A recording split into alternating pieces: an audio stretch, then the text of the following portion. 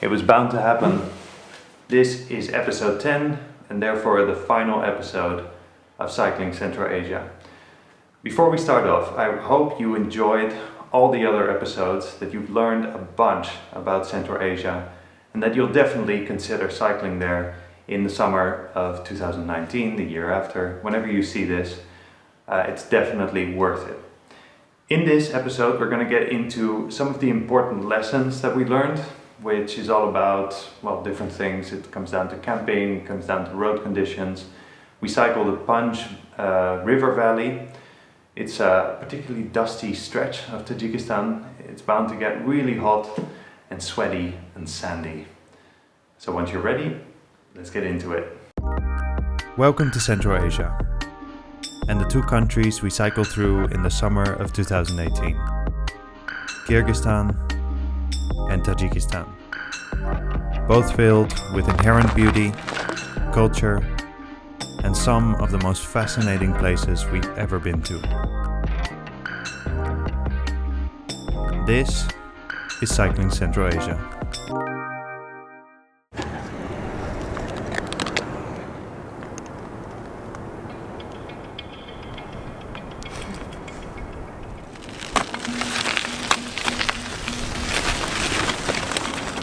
In sunlight, I'm heading to the star signs, they got me walking to you. Regarding filming and photography, a quick tip once you're here in the Pamirs is to shoot either very early in the morning. It's currently 7 o'clock. We woke up at 5, had breakfast, went on the road. Until about 8 o'clock the light is very good, especially in this valley with the Panj River, because there's big mountains keeping the sun away. And also in the evening. It's around 7 o'clock, I think. This is mid-July. 7 o'clock in the evening is also quite a good time. It's lovely to cycle through all these villages in the early morning. There's a lot of dust on the road because some jeep just passed. But it's really nice to cycle through the villages because people are inviting you for chai tea. Children are saying hi. Hello! Everyone's always up really early in Tajikistan and Kyrgyzstan. 6 o'clock is like the general norm. So yeah, hello! It's awesome. In sunlight, I want to grab my running boots and go. The moon fades, it cannot possibly outrun. But sure enough, my love for you will keep those roses fine when they come.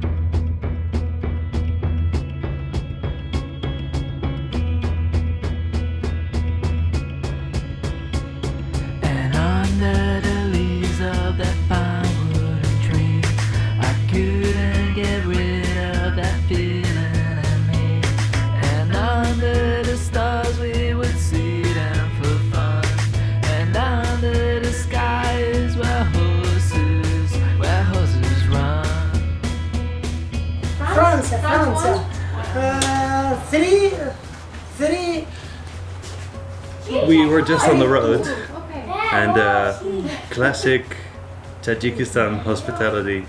We've been invited for chai tea and bread by this lovely family.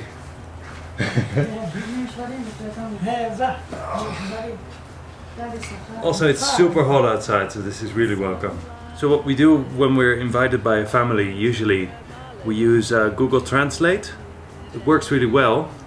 For example, here I'm trying to say thank you for inviting us. I translate it to Russian because Tajik or Kyrgyz they don't have. And Russian you can have offline too. And when it translates, you can put your phone sideways and it puts it just like this. So it's really handy for having conversations, English-Russian mix. Unless you speak Russian, of course. Very helpful.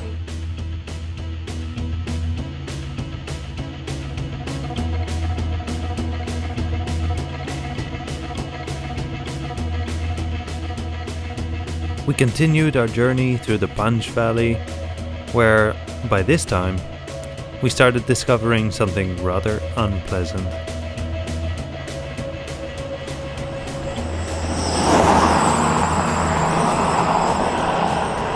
They drive like maniacs here, especially the jeeps. They're terrible.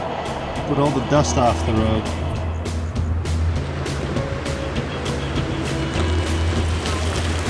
This road, the road from Korok to Karakum, along the Panj River, is a beautiful road. Absolutely stunning rocks.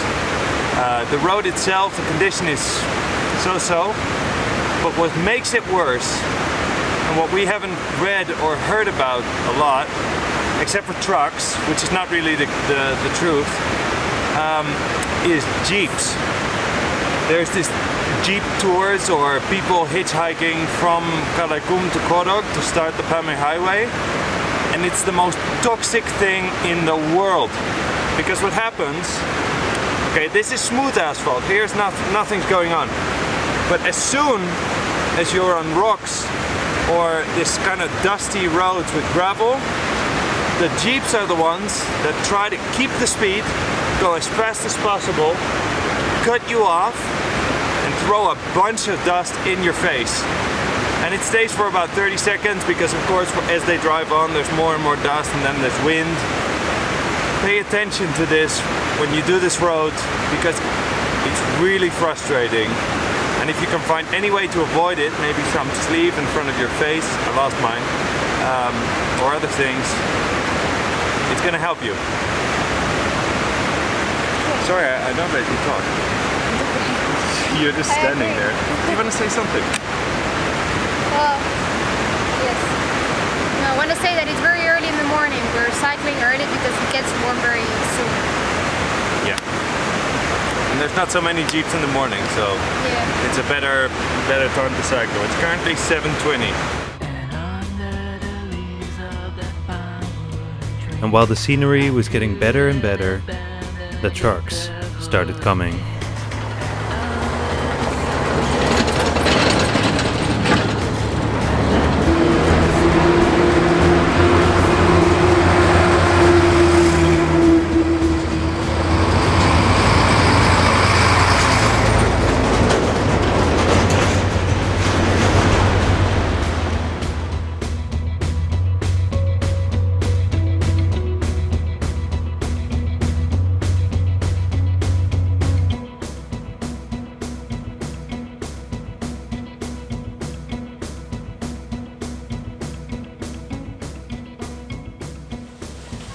So today we've been looking for a camp spot, and because of traditional Tajik culture, we found an amazing place with amazing people and a beautiful garden.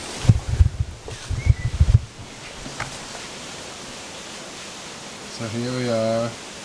We've been invited for food. The bikes are ready. We're gonna put the tent up there. We have fresh water and everything. And the family has put a bunch of food ready for us. Just look at that. Wow. More food has arrived. Cookies, snacks, apples, yogurt. Yeah.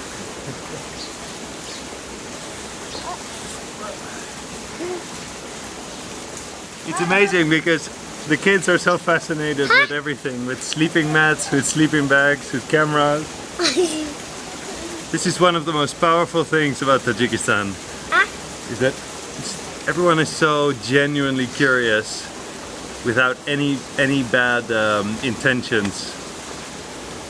It's a long way from Europe. Like we've mentioned in the previous 9 episodes of this series, the major thing about our Central Asian journey was the discovery of their amazingly hospitable culture. Passed on from parent to child, generation after generation, it being so deeply rooted into the culture, we simply can't stop telling people about it. And if you are considering to cycle the Pamir Highway, or any stretch of Central Asia, We think it's important to remember the vulnerability that lies behind this incredibly welcoming culture. We, as visitors of these countries, have the responsibility to give back.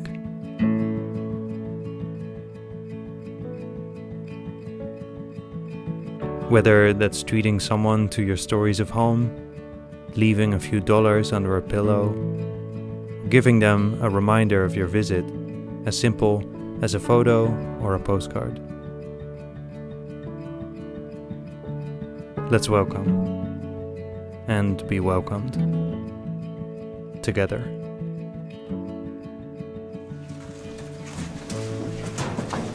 Time for watermelon. Good morning from some village. Where are we? No idea. We're 3 days away from Dushanbe.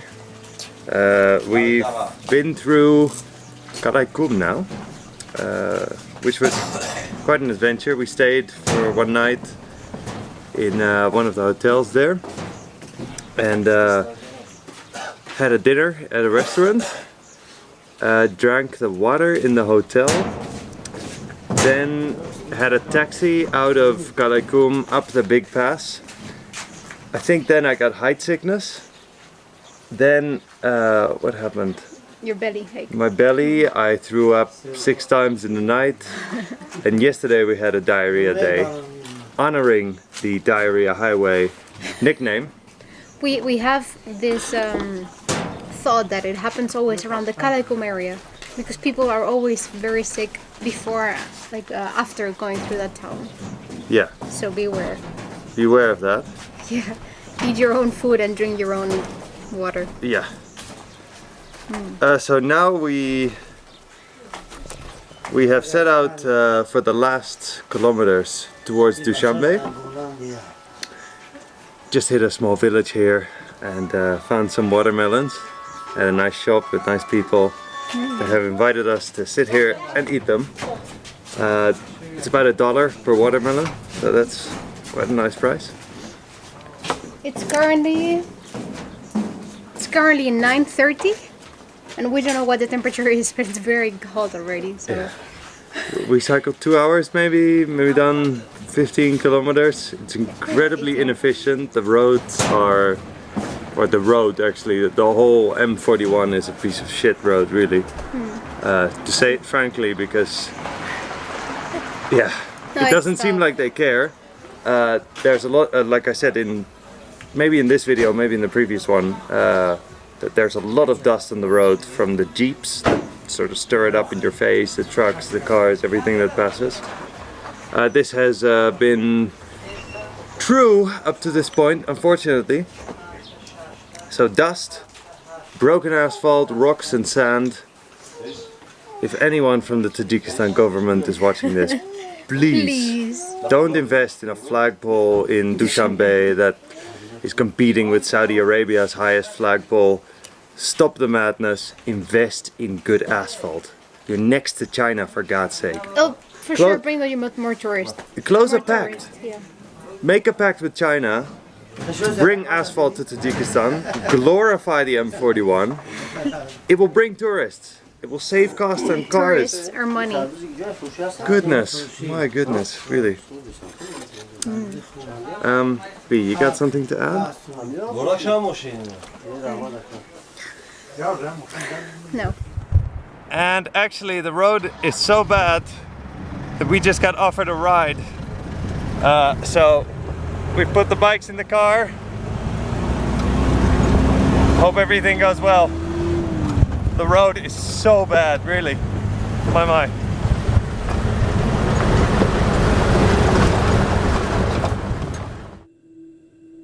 And while our journey came closer and closer to the end, we realized one final lesson. By performing this journey on a bicycle, we'd put ourselves out there. We had spread the image of what is possible on 2 wheels. And to have shown that to so many, including you who's watching this, probably leaves exactly the feeling we always try to explain. We just made it to our camp spot, which looks like this. Looks awesome. Yeah, pretty sweet. The other side is literally an abandoned bus stop and a road. Not so sweet.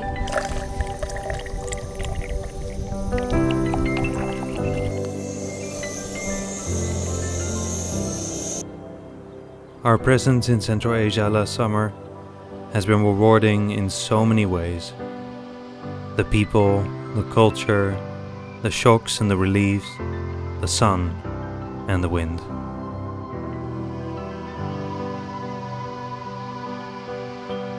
The power of a bicycle tour is almost unexplainable. Fact is, the only way to know what we're really talking about is to do it. And why should you? Well, simply said, Hey, here we go. Why do you cycle? Just really like to cycle, and I thought it would be a nice way to see the world. and on that note, we end this journey so remote. To leave you with our final stride and a single, unified reason to go outside and ride.